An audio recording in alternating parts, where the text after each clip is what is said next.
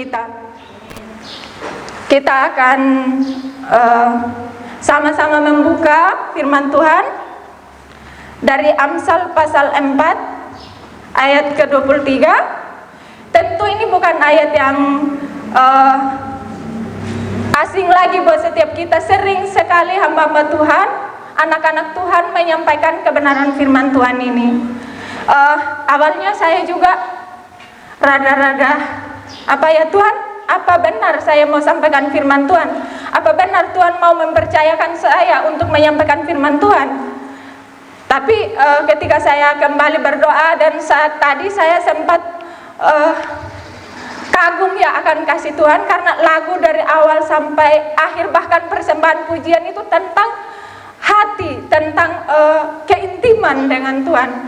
Oke, langsung saja kita membaca firman Tuhan. Di saat siang hari ini saya mengajak jemaat Tuhan untuk bangkit berdiri karena cuma satu ayat, kita sama-sama membacakan.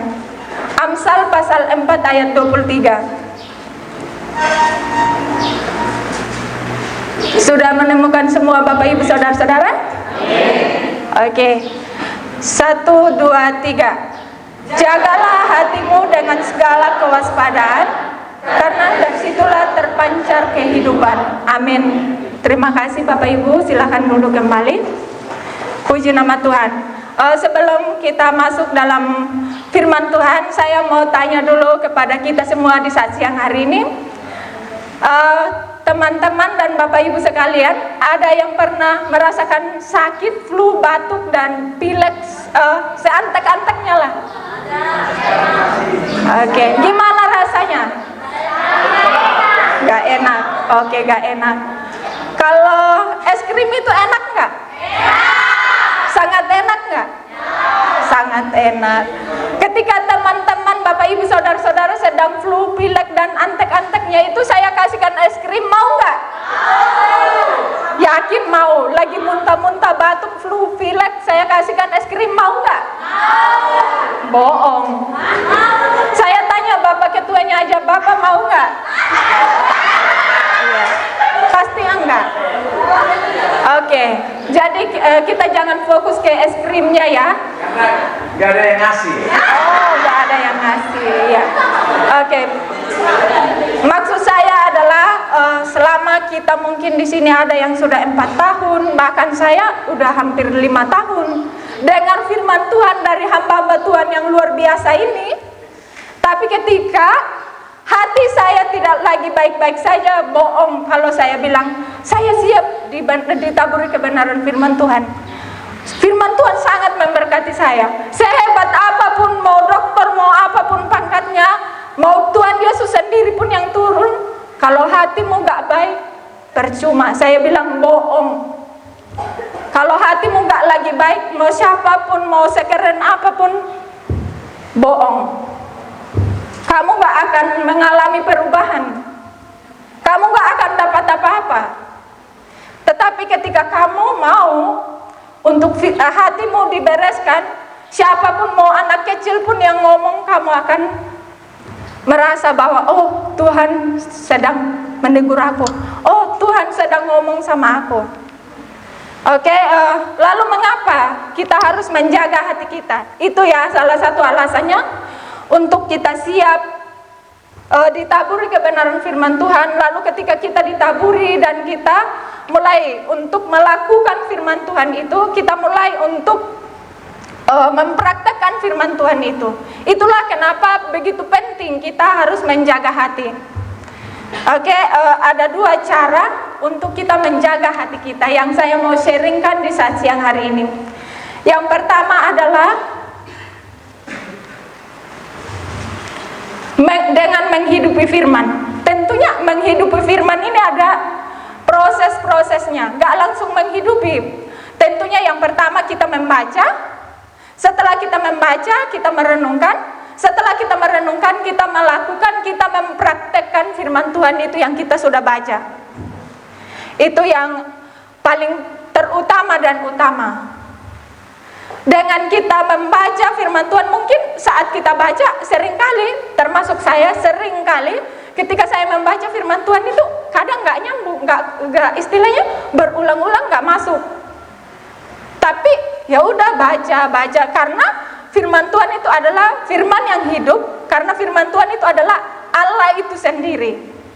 Jadi melalui kebenaran firman Tuhan itu, walaupun pada saat kita baca gak ngena, tapi percaya atau tidak, suatu saat ketika kita dalam suatu istilahnya down, kita sudah punya senjata. Kita akan mengingat kembali. Oh iya, salah satu contoh ya, ketika kita dalam tekanan atau dalam situasi serendah-rendahnya kita, di situ gak ada satu orang pun menurut versi kita yang gak bisa menolong kita, maka di situ kita akan mengingat kembali firman Tuhan yang pernah kita baca bahwa aku sekali-kali tidak akan meninggalkan engkau, aku sekali-kali tidak akan pernah membiarkan engkau. Dari situ kita akan survive. Oh iya, Tuhan tidak pernah meninggalkan aku. Oh iya, Tuhan tidak pernah membiarkan aku. Jadi ketika situasi kita gak enak pun, di situ kita akan bangkit sendiri, bukan karena orang. Mau 1000 orang pun yang mau support kita, tapi kalau dari kita sendiri tidak mau untuk bangkit, omong kosong gak akan bisa bangkit. Jangan teman-teman pelototin saya. Karena saya bingung, apakah teman-teman pelototin saya karena takut atau karena bingung, kan semakin bingung. Oke. Ya, saya sedikit sharing betapa baiknya Tuhan itu dalam hidup saya ketika saya menempuh pendidikan di sini. Ya, bapak-bapak dan ibu-ibu yang luar biasa ini tahu banget proses perjalanan saya. Sungguh luar biasa lah, Tuhan itu dahsyat. Dan salah satu kekuatan saya adalah dengan menghidup, bukan dalam artian saya gak pernah salah, saya salah, tapi kekuatan saya yang tertinggi adalah firman Tuhan. Saya dulunya jangankan berdiri di depan teman-teman, makanya tiap kali teman-teman lihat saya berdiri di depan, demam panggung. Iya, karena itu terbentuk waktu kecil, dibina oleh orang tua dengan nggak boleh begini, nggak boleh begini. Jadi istilahnya terpatri, pokoknya dicakpokin kayak gitulah. Nah, sampai itu kayak terbentuk satu karakter. Tapi ketika saya mencoba, saya membaca Alkitab terus menerus, di situ saya menemukan jati diri saya bahwa saya sesungguhnya diciptakan itu sempurna. Saya memiliki sesuatu yang unik yang orang lain tidak miliki, walaupun kita sama. Walaupun kita sama, mungkin raut wajah kita sama, postur tubuh kita sama, tapi ada keunikan tersendiri dalam pribadi kita yang orang lain tidak miliki. Itu yang membuat saya terus bangkit kembali. Oh, ternyata Tuhan menciptakan saya untuk suatu rancangan. Saya nggak boleh insecure dengan orang lain, karena itulah, saya tidak boleh cemburu kepada orang lain, karena saya memiliki keunikan tersendiri yang orang lain tidak miliki. Ya, jadi di saat siang hari ini, apapun dan siapapun kamu di masa lalumu, katakan bahwa kamu punya Tuhan yang hebat, kamu punya Allah yang dahsyat, dan kamu diciptakan unik.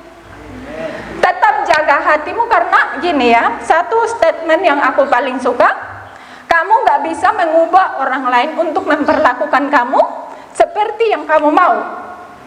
Tapi kamu bisa ubah dirimu, mengubah responmu untuk merespon apa kata orang itu. Ya udah, itu kan penilaiannya. Itu dalam hal positif ya, bukan nanti malah dosen itu larang keluar. Nggak apa-apa lah, itu kan urusan dosennya.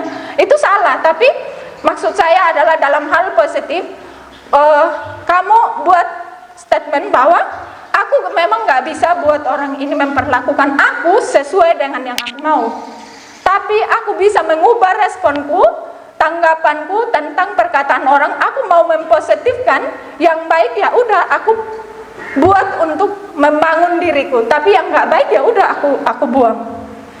Hanya itu kunci satu-satunya untuk kita tetap bisa menjaga hati kita, sehingga orang lain tidak bahagia di atas penderitaan kita. Seringkali kan orang itu mungkin teman-teman mengalami ketika orang itu nyakitin kita, sadar nggak dia? Enggak. Kadang dia tidur enak, malah kita sakit hati, simpan sakit hati, simpan terus, simpan sampai meledak kan. Kalau udah meledak itu parah. Untung kalau meledaknya pas di air sih langsung padam apinya, tapi meledaknya dekat bensin tambah berkobar kan. Ya. Itu salah satu caranya adalah dengan kita menghidupi firman Tuhan, sehingga ketika kita dalam situasi apapun, firman Tuhan itu selalu keluar. Kita memperkatakan hal-hal positif untuk membangun diri kita, untuk menghadapi situasi di sekitar kita. Poin yang kedua adalah saya gak lama-lama, Bu. Iya, saya gak lama-lama. Saya deg-degan melihat hamba Tuhan di depan saya yang sungguh luar biasa ini. Oke, poin yang kedua adalah dengan doa dan pujian penyembahan. Untuk menjaga hati kita, poinnya yang kedua adalah dengan doa dan pujian penyembahan. Oh, kalau doa ya sering dalam kehidupan kita ya ada. Banyak tuh orang kalau tiap hari doanya 3 kali. Bukan cuman Daniel, Pak. Kita juga doanya 3 kali, makan pagi, makan siang, makan malam. Oh, 5 kali, Pak. Bangun pagi itu pesan sama satpamnya. Tuhan kadang dijadikan satpam. Tuhan, jaga lindungi aku sepanjang hari ini biar lancar semuanya dalam nama Tuhan Yesus, dapat pemasukan yang banyak gitu. Malamnya gitu, Tuhan saya mau tidur loh Tuhan, gini. Jadi kadang kita menjadikan Tuhan itu seperti satpam. Apalagi zaman saya jadikan Tuhan itu seperti ATM. Pas butuh, Tuhan saya butuh loh, Tuhan saya gak mau tahu loh Tuhan, Tuhan yang panggil. Sebenarnya bagus sih, kata-katanya bagus. Tapi terkadang kita gak ada kerendahan hatinya. Nah, di saat siang hari ini kita mau belajar bersama-sama tentang doa dan pujian penyembahan. Sering sekali ketika kita berdoa, kita selalu meminta lagi. Baiknya kasih turun dikit. Ini, iya. Siap. Oke, kita sering meminta gitu, tapi kadang kita lupa. Sudahkah kita mencoba memberikan telinga kita untuk mendengar Tuhan mau apa dalam hidupku? Tuhan, apa yang Tuhan inginkan? Kenapa aku di sini? Atau kenapa Tuhan menciptakan aku? Itu kan kayak ya jarang ya, bukan saya lagi menghakimi, termasuk saya pun kadang-kadang terjebak dalam hal itu, terjebak dalam hal udah berdoanya kadang minta-minta, sering banget, tapi lupa untuk tanya Tuhan maunya apa sih dalam hidupku? Tuhan mau apa sih dalam panggilanku? Kenapa aku di sini Tuhan? Apa rencana Tuhan? Itu dan di saat siang hari ini saya mau sharekan ketika hati kita gak baik, maka kadang doa kita juga ya seperti itulah. Terkadang kita ketika hatinya lagi gak baik ya, ketika ada yang buat kesalahan, kita berdoa, Tuhan, kalau Tuhan tidak mau ubahkan hatinya, ya udah ambil aja lah Tuhan. Itu kadang sih kita merasa bagus, tapi coba kalau hati kita lagi baik, hati kita lagi benar, doa kita gak akan seperti itu. Kita akan berdoanya gini, Tuhan, aku tahu dia adalah bagian dari proses hidupku. Dia adalah titipan Tuhan untuk memproses aku untuk lebih bertumbuh, untuk lebih naik level. Karena gini ya, bentar lagi kan kita mau UTS, betul nggak? Kenapa harus UTS? Ada nggak yang tahu kenapa harus UTS? Cepat lulus. Biar apa? Biar naik semester. Iya, ya.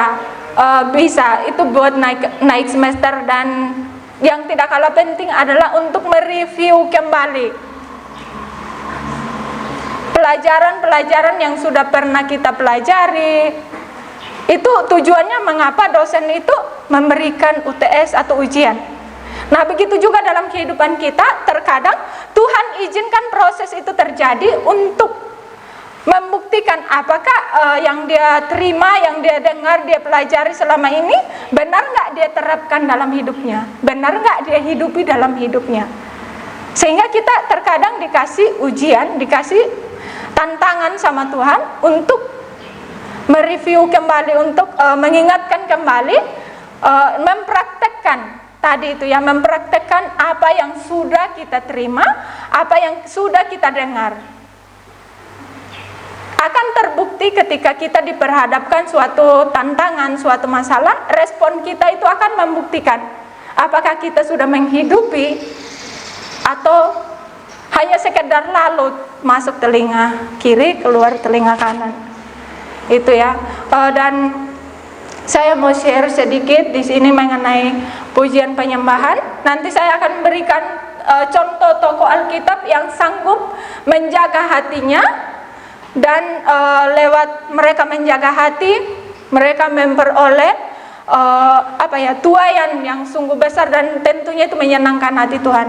Saya sedikit share, saya seringkali terjebak sih, boleh dibilang terjebak ketika sudah jaga hati gitu ya, kadang kan kita pakai kekuatan jaga, pokoknya aku gak mau seperti khotbah kemarin kan itu baper, langsung teriak, bawa perasaan, padahal bukan itu tujuan hambanya ya. Seringkali kita bilang, Tuhan aku gak mau baper, aku gak mau koper gitu kan, gak mau baper, gak mau koper, pokoknya perper lah kayak gitu, pokoknya aku mau jaga hati. Tapi seringkali ketika kita berjalan pasti ada gitu, seperti tadi pasti diperhadapkan sama situasi yang gak enak. Nah, di situ saya berusaha, saya mencoba menerapkan hal ini dengan cara saya berusaha, Tuhan, saya mau jaga hati. Jadi saya gak punya kekuatan lagi Tuhan, saya gak punya kekuatan, saya gak punya apa-apa yang bisa saya andalkan untuk menjaga hati. Karena hati ini bukan benda di luar ya yang bisa kita amankan, ditaruh di penjara besi gitu. Tapi ini sesuatu yang dari dalam. Tapi ini walaupun dia tidak terlihat dari respon kita ketika kita tidak sanggup menjaga hal yang paling kecil ini, akan menimbulkan sesuatu yang besar yang mungkin tidak bisa dikontrol lah dalam artian. Nah, saya berusaha, sering banget saya menghadapi hal ini. Ketika saya diperhadapkan tantangan, saya bilang, Tuhan, saya tidak mampu, saya tidak kuat, saya hanya punya Tuhan. Saya percaya Tuhan memampukan saya. Saya percaya Tuhan izinkan ini untuk memproses saya. Tuhan, saya tidak mau situasi ini membuat hati saya rusak. Karena ketika saya kecewa dengan sesuatu, otomatis hubungan saya dan Tuhan juga akan retak. Bukan cuma dengan situasi sekitar, tetapi otomatis hubungan saya dengan Tuhan juga akan retak. Itu yang sering mungkin teman-teman juga, ketika kita punya masalah sama si A, curhatnya di medsos, harus dong. Iya enggak? Sering kan? Masalah sama pacar, curhatnya di medsos. Sebenarnya yang mempermalukan kita itu bukan orang lain, bukan pacar kita, tapi kita sendiri. Kenapa? Karena ketika kita ada masalah, kita share ke medsos. Itu secara tidak langsung kita menunjukkan kebodohan kita sendiri. Kenapa? Karena kita tidak sanggup menjaga hati. Bukannya curhat ke Tuhan, malah curhatnya ke medsos. Harusnya ketika kita dalam masalah, kita bilang, Tuhan, aku bawa ini, aku seperti ini Tuhan. Bukan ngambil HP, kotak-katik, share ke medsos, sedunia tahu. Di saat siang hari ini saya mau ngajak kita semua, ketika kita diperhadapkan tantangan, mari kita berusaha menjaga hati kita dengan cara menghidupi firman Tuhan, dan yang kedua dengan cara kita membangun hubungan dengan Tuhan. Ketika kita dalam masalah, kita berdoa, datang memuji Tuhan, menyembah Tuhan, maka dengan sendirinya akan reda. Ketika kita curhat sama Tuhan, percaya atau tidak, masalah itu akan dengan sendirinya reda. Walaupun nggak selesai dalam waktu itu, tapi pola pikir kita, mindset kita akan diubahkan. Akan ada pembaharuan dari Tuhan dalam pikiran kita, sehingga kita tidak lari kepada hal-hal yang tidak membangun. Nah, kalau kita curhat di medsos akan menimbulkan masalah baru, bisa saja bukannya menyelesaikan masalah, akan tambah masalah baru. Oke, saya akan berikan 2 contoh dalam Alkitab yang ketika dalam menghadapi tantangan, ketika dalam menghadapi pencobaan, mereka curhatnya sama Tuhan, bukan karena mungkin belum ada Facebook, belum ada TikTok waktu itu kali ya, makanya Raja Daud ini nggak curhat di TikTok. Ya, kita melihat di beberapa kitab yang dituliskan oleh Raja Daud, dia sering kali dia bilang, aku berdoa, aku berseru kepadamu, dari Tuhanlah datangnya pertolonganku. Jadi ketika dia menghadapi permasalahan, dia datangnya kepada Tuhan. Ketika dia menghadapi tantangan apapun itu, dia curhatnya sama Tuhan, bukan di medsos. Ini salah satu contoh yang bisa kita ambil di saat siang hari ini. Dan yang kedua adalah Rasul Paulus. Rasul Paulus dapat kita lihat di dalam Kisah Para Rasul, di mana yang paling berkesan buat saya adalah di Kisah Para Rasul 16 itu, di mana Rasul Paulus dan Silas berada di satu penjara di Filipi. Nah, ketika mereka ditangkap oleh kepala pemimpin kota itu, mereka gak bersalah loh. Ini menarik banget. Mereka awalnya di ayat sebelumnya, di pasal 15 ke bawah itu membahas bahwa Tuhan itu meminta untuk dikhususkan. Rasul Paulus dan Silas ini dikhususkan. Ketika mereka berpuasa, Tuhan meminta untuk dikhususkan. Tujuannya adalah untuk pergi memberitakan Injil. Keren kan? Tuhan yang pilih, Tuhan yang sudah mengkhususkan mereka. Ya otomatis ya harusnya nggak ada tantangan dong gitu. Harusnya nggak ada tantangan. Tapi kita lihat di pasal 16 itu, justru mereka ditangkap, mereka dipenjarakan, dibelenggu. Nah, yang menarik di sini adalah respon dari Rasul Paulus dan Silas. Mereka bukan bersungut-sungut. Mereka gak menyalahkan Tuhan. Tuhan kan Tuhan yang pilih, Tuhan yang panggil, Tuhan yang sudah mengutus kami. Kenapa harus Tuhan memperhadapkan cobaan ini? Mereka tidak berfokus kepada hal itu, tetapi Alkitab mencatatkan tengah malam mereka bangun, mereka berdoa, mereka pujian penyembahan, dan terjadi mujizat di situ. Penjara itu, tembok penjara itu terbelah, belenggu mereka terlepas. Nah, di situ juga kita lihat mereka tidak lari karena mereka tahu tujuan Tuhan mengirim mereka. Walaupun sudah terjadi mujizat, tapi mereka fokus bahwa Tuhan, walaupun sudah dibebaskan, kami tahu Tuhan punya tujuan bagi kami. Mereka tetap stay di situ. Nah, kita melihat ketika mereka tidak lari dan justru mereka mengamankan semua orang yang ada di penjara, tahanan dalam penjara itu, kepala penjara itu dimenangkan. Di ayat selanjutnya, kepala penjara itu bilang gini loh, itu dahsyat banget. Tuhan, apa yang aku perbuat supaya aku diselamatkan? Keren banget kan? Seandainya ketika terjadi mujizat itu, Paulus dan Silas ini pergi, ya udah Tuhan sudah buka jalan, kita pergi aja lah. Yang penting selamat lah. Yang penting aku selamat. Ya istilahnya kalau dia mementingkan egonya sendiri, otomatis ya tidak akan terjadi pertobatan, tidak akan terjadi penuaian jiwa di situ. Tapi Rasul Paulus mengerti, tahu tentang hatinya Tuhan, dia tetap tinggal karena ada tujuan yang mau dia capai, yaitu memenangkan jiwa. Puji nama Tuhan, kita juga di saat siang hari ini mau belajar apapun tantangannya, bagaimanapun situasinya, kita mau tetap menjaga hati kita mau tetap membangun hubungan dengan Tuhan, sehingga melalui hidup kita banyak jiwa dimenangkan, dan melalui kehidupan kita membawa anak-anak muda untuk datang di tempat ini untuk sama-sama dibentuk, dan suatu saat kita sama-sama terjun dalam pelayanan Tuhan. Puji nama Tuhan, itu saja yang dapat saya sampaikan. Mari kita bersatu dalam doa. Puji nama Tuhan, sungguh kami bersyukur ya Bapak buat kebenaran firman Tuhan.